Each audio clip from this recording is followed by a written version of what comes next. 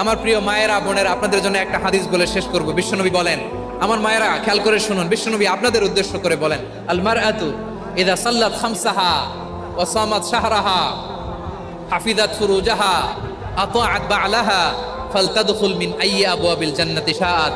বিশ্বনবী বলেন, ও রমণীরা, ও নারীরা, যে সমস্ত নারী এই চারটা কাজ করবে, এই চারটা কাজের গ্যারান্টি দিবে, তাদেরকে জান্নাতের 8টা দরজার গ্যারান্টি দেয়া হবে। কি চারটা কাজ? 1 নাম্বার, আল মারআতু ইযা সাল্লাত খামসাহা, যে নারী 5 ওয়াক্ত নামাজ পড়ে। কি করে? জেলা স্টেডিয়ামে অবস্থানরত আমার নারীরা বোনেরা, বিশ্বনবী আপনাদেরকে 4টা কাজের কথা বলেছেন, খুব বেশি না। 4টা করলে 8 জান্নাতের দরজা সব খোলা। কোনটা দিয়ে যাবে? যেটা দিয়ে মনে চায়। 1 নাম্বার 5 ওয়াক্ত নামাজ। আমার বোনেরা জোহরের নামাজ পড়তে পড়তে এটা আসরে নিয়ে যায়, আসর পড়তে পড়তে এটা মাগরিবে নিয়ে যায়, এরকম আসর নাই?